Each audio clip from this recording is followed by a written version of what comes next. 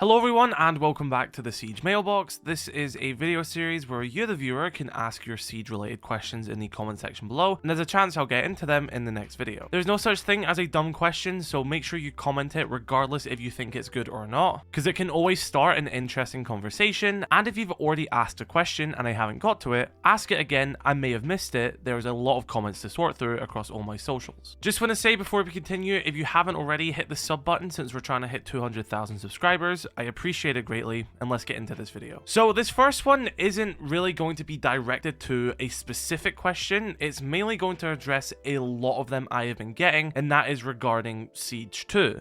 I'll focus on one right now by Not SPZ, and they say, Siege 2 should happen. A new engine for this game would be amazing and would fix most issues like cheating, bugs, glitches, etc. Now, I understand what this comment is saying, and I agree with you. If we had a perfect universe where there would be a Siege 2 with a brand new anti-cheat, which is impenetrable to attackers and people can play the game cheat-free, if it would allow more content, less bugs and glitches, and we don't actually get a crazy amount of bugs and glitches like we used to. I would actually say nowadays bugs and glitches aren't as much of an issue as they used to be. You still do get the ones creeping up, don't get me wrong, but it's not like it used to be in Siege. Bugs and glitches nowadays are much better than it used to be. But yeah, definitely we do hear conversations about, oh, certain features have to be removed, limitations which Rainbow Six Siege has. There's reasons why T-Hunt was removed. There's reasons why we no longer have night maps either. A lot of this stuff will strain the game, and if it isn't deemed necessary, it will be removed for optimization to save space and overall just not to jumble the game. And a lot of this is because the fact is that we are playing a 10-year-old game that was not built to be 10 years old. No one ever expected Rainbow Six Siege to get to this point. The vision when Siege was developed is completely different to the vision of Siege right now. I think despite a lot of all of their shortcomings, Ubisoft have done a pretty incredible job to get this game to year 10.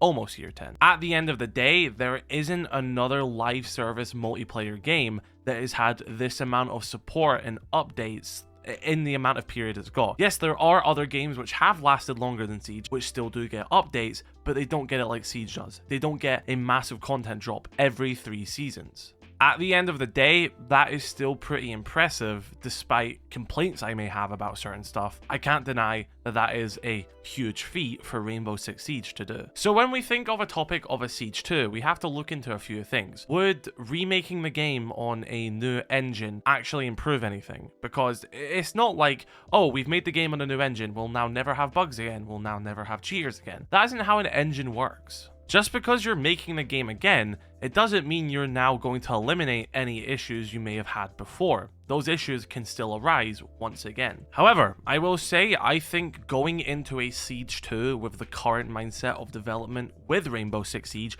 with these past 10 years in mind, does make a lot of sense. And you look at all these games which have had a sequel made to them, like Overwatch 2 and CS2, and a lot of people don't see them as good as the original version of the game. So why would Rainbow Six Siege 2 be better than Siege 1? But I will say, in the grand scheme of things, Rainbow Six Siege definitely needs a Rainbow Six 2 more than Overwatch needed an Overwatch 2. I think Overwatch 2 is completely redundant and pointless. That game just did not need to be made. It was just no reason for an Overwatch 2, and I think a lot of people have seen that. I mean, the player count didn't change with an Overwatch 2. I don't really think anyone shows as much interest in it as they did before. It changed nothing, and it just seemed like a waste of development. And that time should have just been put into improving Overwatch 1.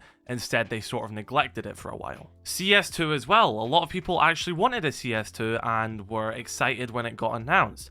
And I don't really play CS much, but from what I've heard from a lot of people, CS2 just isn't as good as CSGO. But like I'm saying, I think Rainbow Six Siege warrants a Siege 2 way more than Overwatch or CSGO did.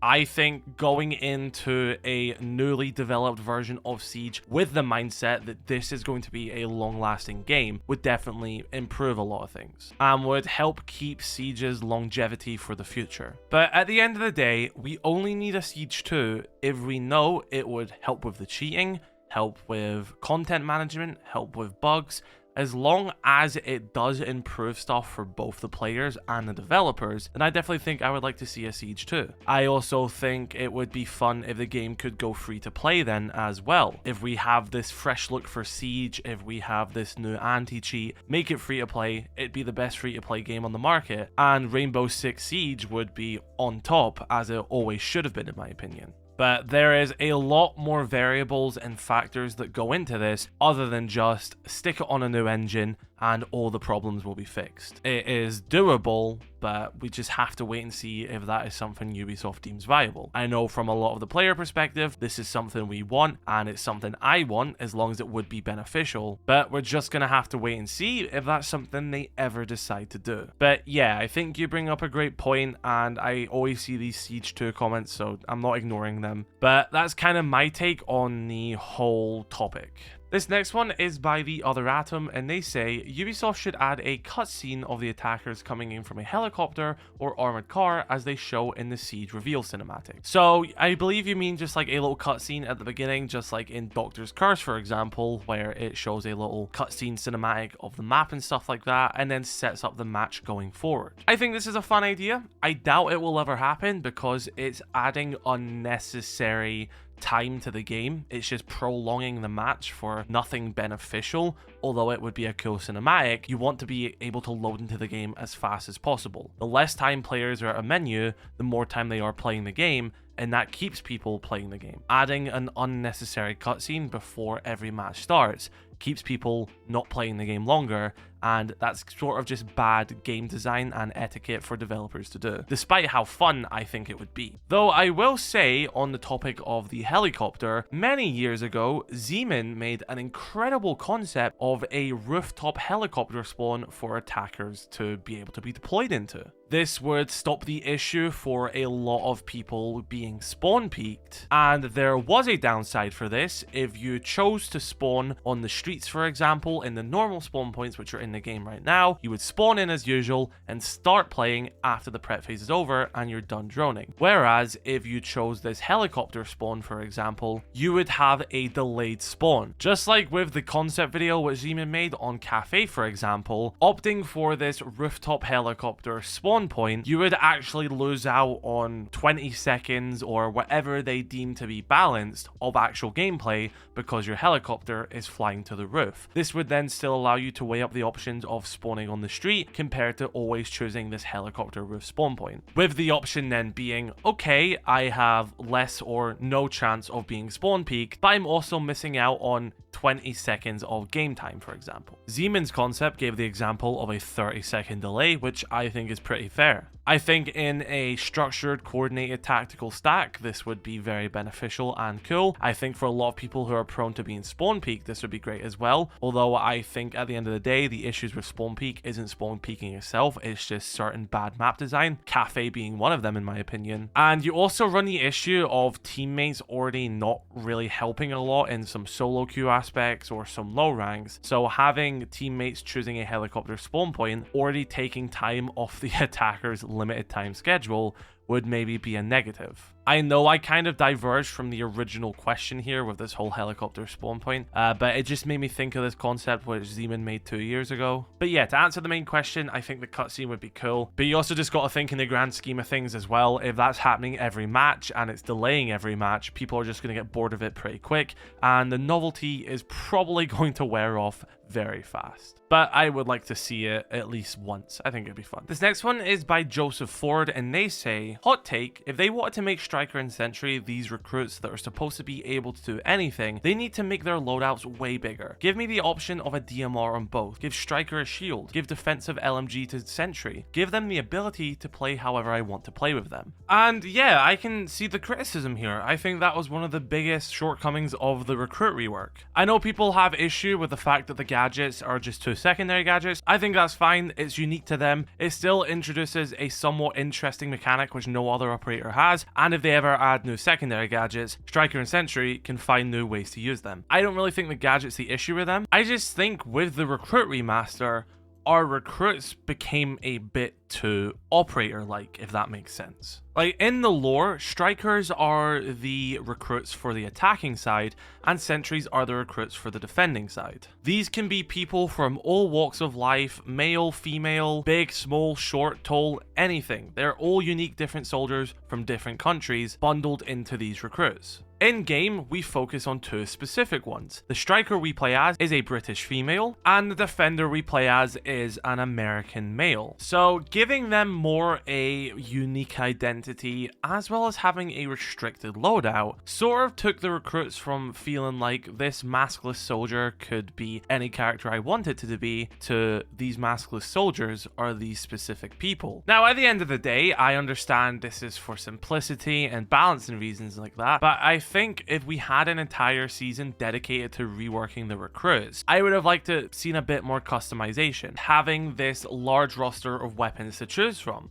while still keeping it balanced. Maybe just an option of each class, a primary shotgun, AR, SMG, DMR, LMG. Again, I understand because this would be a balance and nightmare and it'd be a lot of resources have to be focused on making sure the recruits are balanced. But I also feel like restricting them to certain loadouts removed a lot of what a recruit was meant to be. So although at the end of the day, the recruits did benefit from the fact that they didn't have the restricted secondary gadgets, they can pair any of them together, and the fact that they are now playable and ranked and you can put skins on them, I also think they lost a little bit of what made them a recruit to begin with, and I personally think, given the fact that they had a season dedicated to them, a lot more could have been done in that aspect. To be fair, this still could be done in the future and they could update their loadouts, but I think if they want to truly be seen as the Swiss Army knife, which they are said to be, you have to give them a bit more of a flexible loadout for people to choose the playstyle they want to play with Striker and Sentry, especially since they're only limited to one per side. This next one is by Gunsworld, and they say, what do you think about Wamai and Jaeger getting Acog? And there's some compromises here. So for Jaeger to get Acog,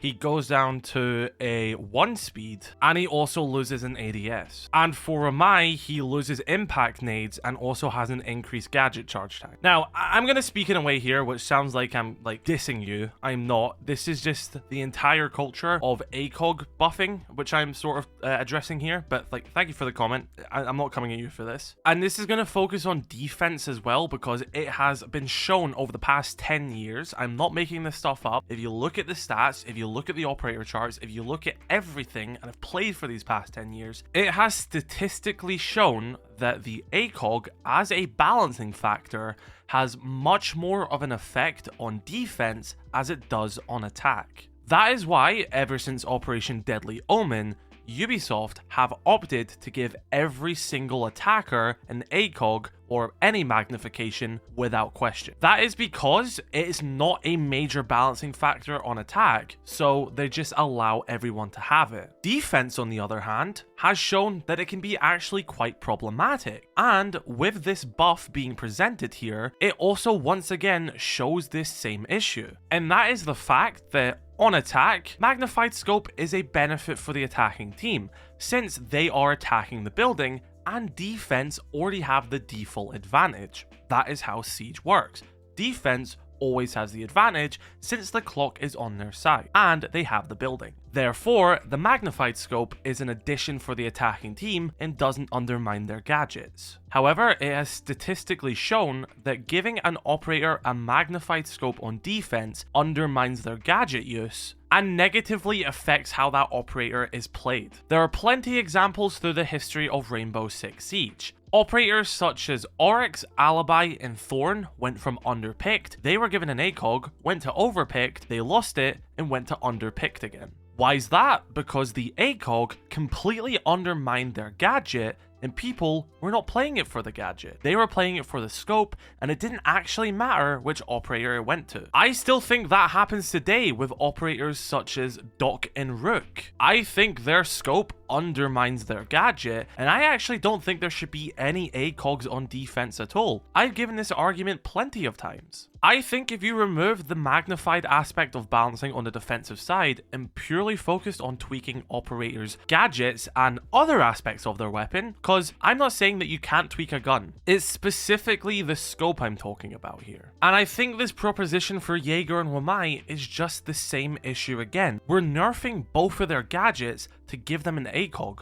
We're undermining those operators' gadgets for their gun. If you see Jaeger as underpicked or a worse version of Wamai, then buff his ADS or change something about him, make him a 3-speed again. There are other solutions than always just giving an operator an ACOG, because it has time and time again showed that it is a lazy band-aid patch. Thorn is still the worst performing trap operator on defense. She has been since she launched, and she still is. The only time she ever spiked in play was when she got the ACOG. This buff done nothing to address the issue of Thorn herself, and lo and behold, now that she doesn't have the ACOG, she's once again went to being underpicked and is still the worst performing trap operator. Why? Because they never addressed the issue of the operator and gave her a lazy band-aid ACOG buff. So if there ever is an issue with a defensive operator who truly seems like they need a buff, it should not be an ACOG, because that doesn't address the issue. I think they should just wipe this slate clean, make it every attacker has an ACOG, no defender has an ACOG, and balance on gadgets. I'm not even acting on opinion here.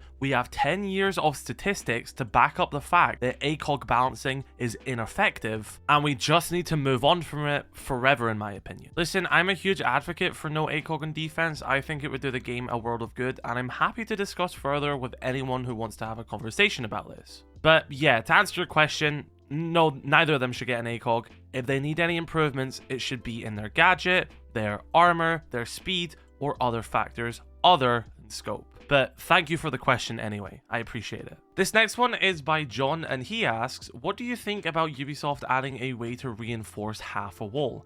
Meaning if you wanted to have a mountable rotation or peek hole, you could have that, whilst also a secure place to reload, toss explosives, and protective if down. I think this is a fun idea. It's definitely something I've thought about in the past before, and it's definitely something people have been theorizing for many years. But I doubt this is something they will ever do, because if you want to achieve this effect of having this half reinforced wall, there's already mainly 2 defending operators who can do that, and that is Mira and Azami. They bring a way to achieve what would be achieved of a half reinforced wall, although they do it in different ways and they wouldn't necessarily be as strong as a half reinforced wall. But I think that weighs the risk and the potential overpoweredness of what a half reinforced wall could do. Because like you're saying, if you want to throw explosives over it and stuff like that, it'd be a bit strong, but then okay, you can still do that same effect, but you'd maybe just have to pop a mirror window open, or instead of reinforcing the wall, place an Azami Kiba barrier there. I don't think you'll ever get a half reinforcement in the game, purely just because it's a bit too OP in my opinion, and there's already existing operators which can do these different methods which you want to do with a half reinforced wall without having to do a half reinforced wall. Don't get me wrong, it would lead to a lot of really interesting and cool situations, but I don't see this ever happening. But it's a good question, and I think it's a fun concept. And so everyone, that is going to do it for this episode of the Siege Mailbox. Be sure to drop your thoughts and comments and questions in the comment section below. Drop a like on this video if you did enjoy, subscribe if you're new. Catch you all later. I love you all. Stay safe. Peace.